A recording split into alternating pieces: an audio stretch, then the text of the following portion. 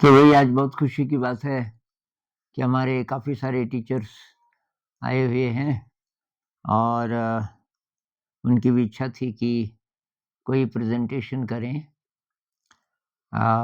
वैसे तो topic math है, लेकिन ये टॉपिक और तरफ भी जाएगा। पाइथागोरस तो आप जानते ही हैं।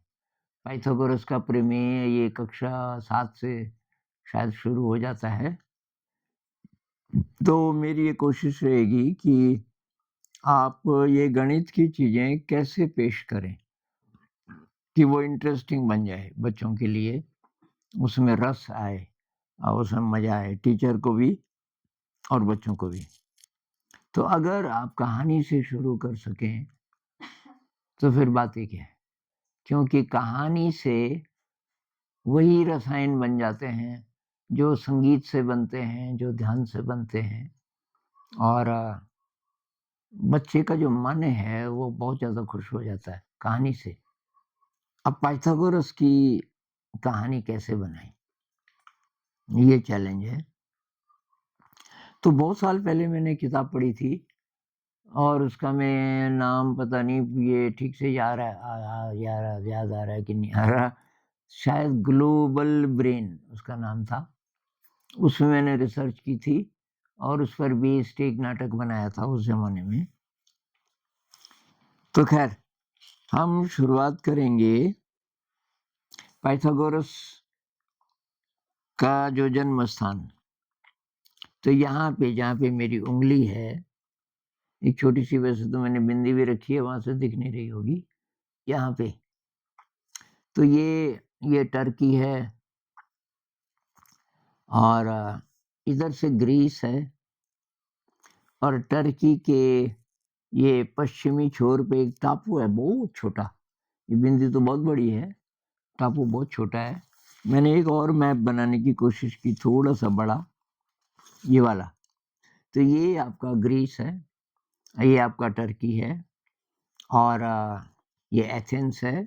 यहाँ जो तारा है, इस जगह का नाम है सैमोस या सामोस। ये जो तारा तो मैंने बहुत बड़ा बना दिया। बहुत छोटा वो मैप में दिखता भी नहीं, इतना छोटा, इतनी छोटी जगह है ये सैमोस। यहाँ इनका जन्म हुआ था इस टापू में। बुद्ध के समकालीन थे। बुद्ध जब भारत में उनका जो जीवन काल था, लगभग वही पाइथागोरस का भी था। पाइथागोरस को लेकिन जान बचाकर भागना पड़ा अपने देश से, क्योंकि वहाँ का जो राजा था, ये सैमोस का, वो ये चाहता था कि जवान लोग युद्ध में जाएँ और ये बात करता था बहुत गहरी-गहरी फ़िलॉसफ़ी की, ज्योतिष की, ज्ञान विज्ञान की और इनके पास जवान लोग बहुत आने लग गए। तो राजा के जो गुप्तचर थे उन्होंने कहा एक आदमी बहुत खतरनाक है। उसके पास जवान लोग बढ़ते जा रहे हैं और उसकी बातों से इन्फ्लुएंस्ड ज़्यादा हो गए तो आर्मी में तो नहीं जाना चाहेंगे। राजा को बहुत गुस्सा आया। राजा ने कहा अ, उसको ज़िंदा मत छोड़ो। तो फिर इनके कुछ दोस्त थे पाइथागोरस के, उन्होंने बता दिया था कि अब आप सावधान हो जाओ क्योंकि ऐसी-ऐसी बात है। पर बहुत सीरियसली नहीं लिया पाइथागोरस ने। एक दिन रात को एक लड़की आई, वो उनकी शिष्या थी शायद और बहुत प्यार भी करती थी। उसने बोला अभी, अभी आप देश छोड़ के जाओ, क्योंकि आज रात खतरा है। और उसको कुछ-कुछ रास्ते पता थे। क्या पता वो राजघराने की थी, तो उसको पता था कि वो किधर-किधर छुपे हुए हो सकते हैं। ख़ैर ये निकले वहाँ से और ये जो मेडिटेरेनियन सी है, भूमध्य सागर है कौन-सा? इधर। तो इसके चारों तरफ बहुत सारे छोटे-छोटे, छोटे-छोटे देश थे। ज़्यादातर आइलैंड, ये जो टापू होते हैं और फिर ये मेनलैंड भी। तो जहाँ-जहाँ उसको ये लगा कि कोई विद्वान हो सकता है, घूमने लगा और कहते हैं कि ये बहुत साल तक घूमता ही रहा। गया था जवान, जब तक वापस आया तो 50 साल से ज़्यादा का था। और भारत आया, उस समय भारत में बुद्ध थे, गौतम बुद्ध जी थे, कहते हैं उनको भी मिला, उसने ज्योतिष सीखी और शायद भारत में ही कहीं उसको एक चीज़ देखने को मिली, उसने देखा टाइलें लगी हुई हैं दीवार पे, ऐसी टाइलें हैं, मैंने सब पे रंग नहीं किया क्योंकि तब मैं बताना चाह रहा था कोई बात, तो मैंने उतना ही रंग किया है। तो ध्यान से देखने लगा, एक टाइल इस साइज की थी, मैंने लाल रंग किया है, एक टाइल को हरा किया है, और ये आधी-आधी टाइलें हैं 4, ये दिख रहा होगा आपको, बैंगनी, आधी-आधी टाइलें हैं 4। और उसने देखा, देखा, देखा, तो उसने कहा कि ये जो सफ़ेद त्रिभुज है, इसकी हर भुजा पे वर्ग बनाया जाए, तो एक तो हरा वर्ग बनेगा, एक ये लाल वर्ग बनेगा, और एक ये तीसरे पे ये भी वर्ग है। और उसने देखा कि जितना एरिया इसने घेरा हुआ है, इकट्ठे 2 यूनिट समझ लो, उतना एरिया इसने अकेले घेरा हुआ है। जो बैंगनी है वो भी 2 यूनिट के बराबर है, इसको 1 यूनिट माने, तो ये आपको दिख रहा है कि ये 2 यूनिट होगा।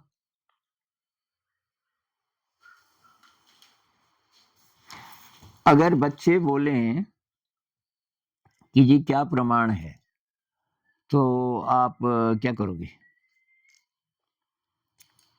बच्चे बोले कि क्या प्रमाण है, आपके पास कोई ऐसा तरीका है कि आप एकदम कन्विंस कर दें उनको? बोलिए, बोलिए, बोलिए।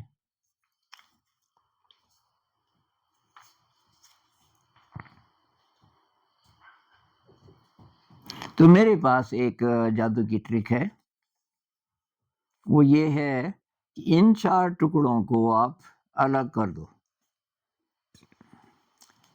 मैंने पहले से बनाई हुई हैं टुकड़ियाँ, आप ये मत सोचना सचमुच जादू है।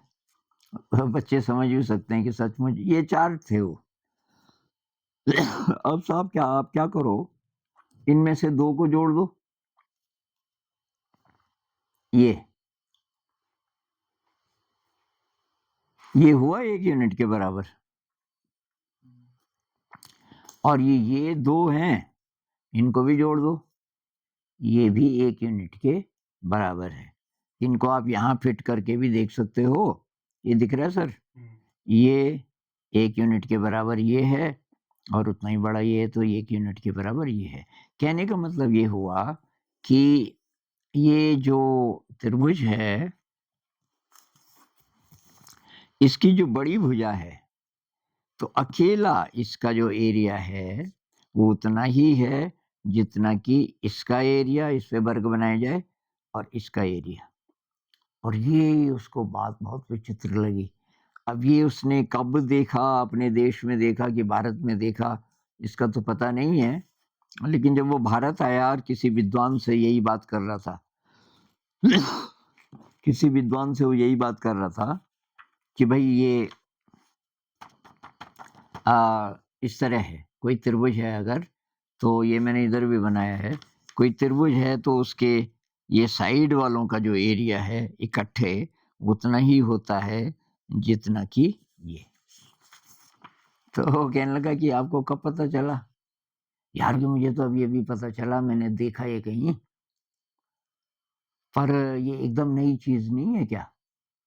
उसने कहा 200 साल पहले ऋषि बौधायन बोल गए थे ये तो, और उसकी तो जमीन खिसक गई।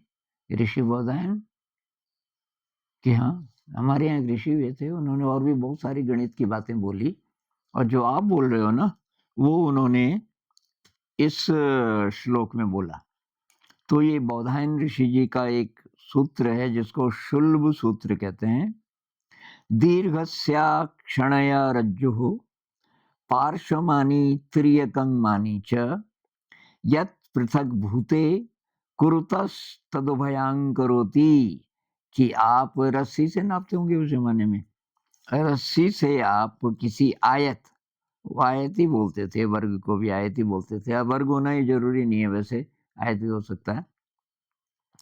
तो जो तिर्यकमानी मतलब ये वाली जो रेखा है, उस पे अगर आप वर्ग बनाओ और पार्श्वमानी, ये जो पार्श्व की जो दो हैं उन पे बनाओ, तो पार्श्व वालों का जो क्षेत्रफल मिला के उतना होता है जितना कि इसका अकेला होता है। पाइथागोरस बहुत चक्कर रह गया, फिर वो बहुत साल भारत में रहा। उसने कहा यार यहाँ सीखने के लिए तो बहुत कुछ है, अब मैं सोच रहा था कि ये मेरी खोज है। तो ये तो हुई कहानी। तो पाइथागोरस जो बोल रहे थे उसको थोड़ा आपको और भी करके दिखाना पड़ेगा। अभी हमने वर्ग का किया, अभी हमने क्या बोला कि ये जो त्रिभुज है ये वर्ग का आधा है इस वाले। क्या आयत पे भी ये बात लागू होगी? तो देखते हैं। तो मैं एक और त्रिभुज काटता हूं और देखेंगे कि ये आयत है, आयत का आधा, तो लंबाई और चौड़ाई बराबर नहीं होगी। और फिर हम देखेंगे कि क्या इस पर भी वही बात लागू होती है क्या। ये पानी से शायद चिपक जाए।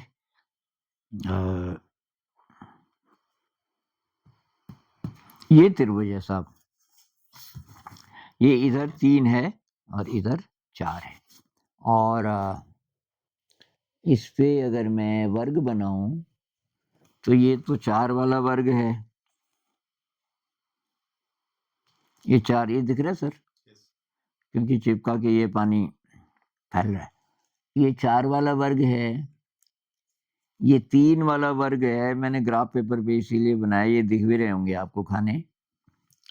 और फिर तीसरी पे अगर हम वर्ग बनाएं, ये देखो एग्जैक्टली, तो ये 5 है।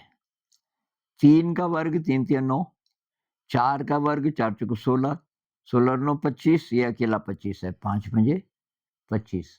तो ये पाइथागोरस का सिद्धांत है। ये समकोण त्रिभुज कोई सा भी हो, कितनी भी इसकी पार्श्व वाली भुजाएं हो, कोई फर्क नहीं पड़ता। अब एक इंटरेस्टिंग चीज ये है 3 4 5 का, इसको पाइथागोरस त्रिक बोलते हैं। 3 4 5 मतलब जो छोटी छोटी जो भुजाएं हैं, 3 का स्क्वायर प्लस 4 का स्क्वायर, वो 5 के स्क्वायर के बराबर होगा। अगर हम एक ही अनुपात में सभी भुजाओं को बढ़ा दें तब क्या होगा? तब भी क्या ये वैलिड होगा? मतलब जो 3 है उसकी दुगना दुगना ले लेते हैं। 3 की जगह अगर हम 6 ले लें, 3 की जगह अगर हम 6 ले लें, और 4 की जगह हम तब 8 ले लें, और जो 5 था उसकी जगह 10 ले लें। इसको मैं हटा देता हूं।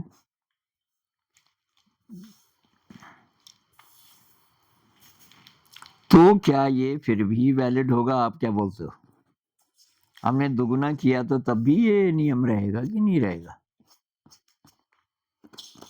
हाँ ना बोलो, कुछ रहेगा कि नहीं? अनुमान से बोलो, रहेगा? पक्का नहीं है। अंचल बोलो। अच्छा ना, आप बोलो। रहेगा।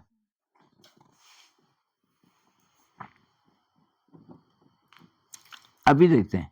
अगर ये रहेगा तो ये तो बहुत बड़ी बात हमारे पकड़ में आ गई। ये देखो साहब, ये जो खाली जगह है इसको त्रिभुज मानो, ये बीच का। तो त्रिभुज की सबसे छोटी भुजा ये है। ये मैंने 6 ली, ये गिन भी सकते हो आप, 1 2 3 4 5 6, 6 छके 36। तो ये जो एरिया है ये हुआ 36। ये 8 है, तो 8 8 64, 64 और 36 100। और 10 10 अंकी 100। इसका मतलब ये फिर भी वैलिड है। अगर दुगने पे वैलिड है, इसका मतलब किसी भी एक संख्या से आप तीनों को गुणा कर दो तो ये वैलिड ही होगा, है ना। आप 1.5 गुना कर दो, 3 का 1.5 गुना कितना होता है? 4.5।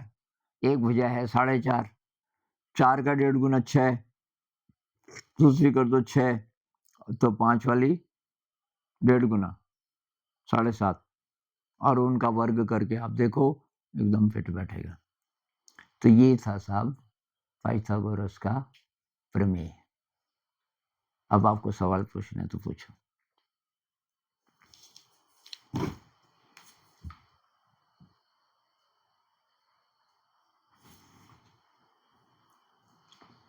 पाइथागोरस का प्रमेय बहुत ज़्यादा फेमस है, लेकिन अब इस पे डिबेट हो रही है।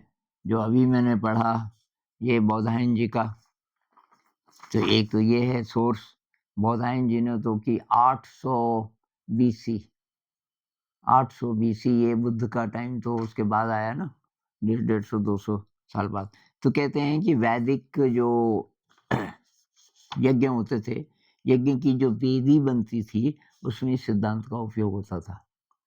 पाइथागोरस पहले से हो ही रहा था, और तब पाइथागोरस आए यहाँ। तो खैर पाइथागोरस जी ने वेजिटेरियनिज्म अपनाया। फिर यहाँ जब वो रहा तो बुद्ध के साथ रहा होगा कुछ समय। कुछ लोग कहते हैं साउथ में वो ज़्यादा रहा, ये कांचीवरम ऐसी कोई जगह साउथ में शायद, तो वहाँ शायद ये ज़्यादा रहा ऐसा कहते हैं। और शिप से आया होगा ना ये कहीं से, या तो क्योंकि इसका तो अब मेडिटेरेनियन ओशन है तो वहाँ तो शिप का ही काम है। तो मेरे ख्याल से इसने शिप का इस्तेमाल किया होगा, तो नहीं तो दक्षिण भारत कैसे पहुंचा सीधे। तो ज्योतिष सीखा इसने, और ये गणित काफ़ी सीखी उस जमाने की, और मेरे ख्याल से मेडिटेशन सीखा होगा क्योंकि बुद्ध के संपर्क में थे। तब जब ये अपने देश गए, वहाँ जरा सा परिस्थितियाँ ठीक हो गई थी।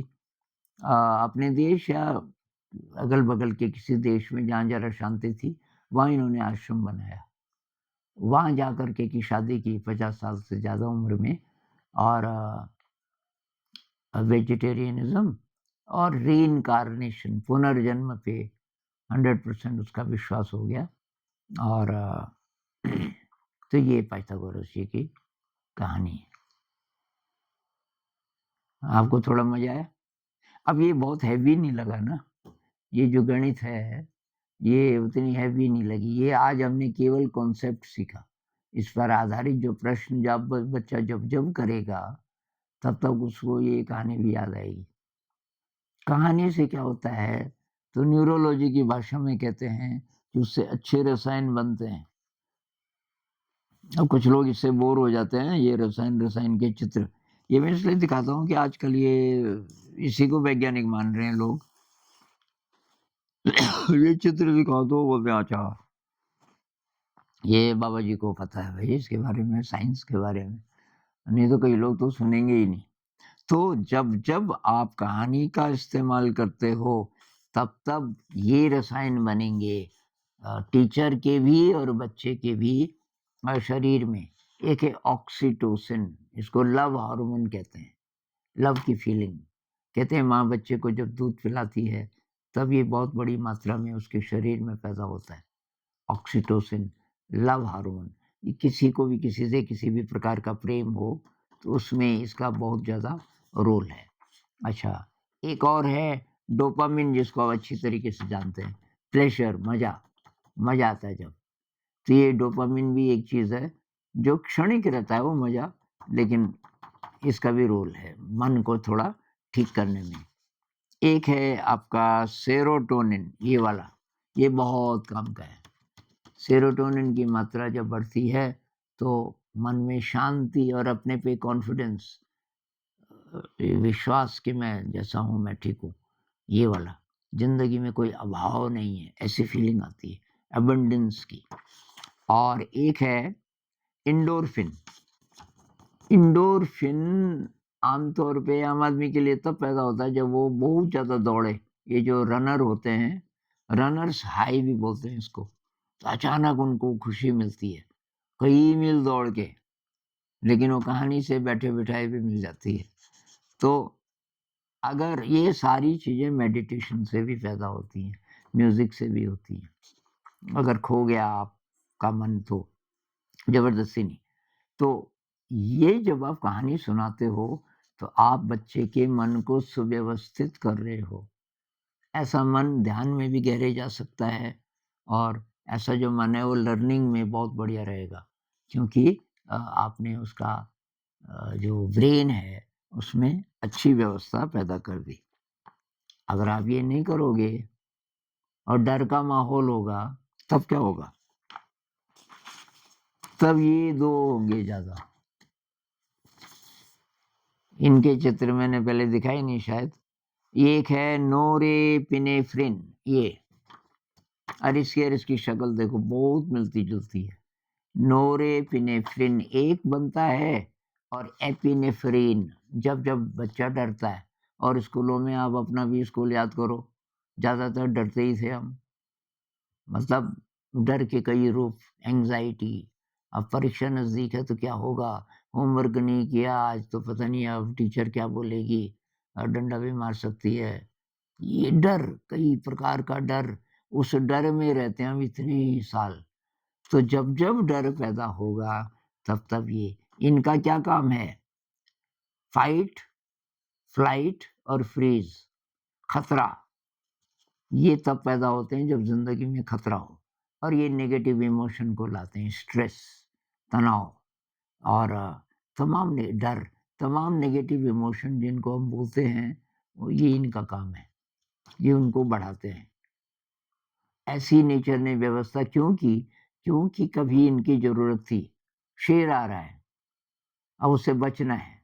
तो ये बड़ी मात्रा में बनते थे और आपको शक्ति देते थे, क्योंकि भागना पड़ सकता है।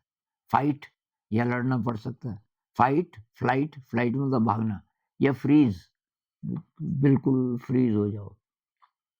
ये स्ट्रैटेजीज़, तो ये बच्चा सीख जाता है ये स्ट्रैटेजीज़। तो ज़िंदगी उसके लिए एक नेगेटिव चैलेंज है।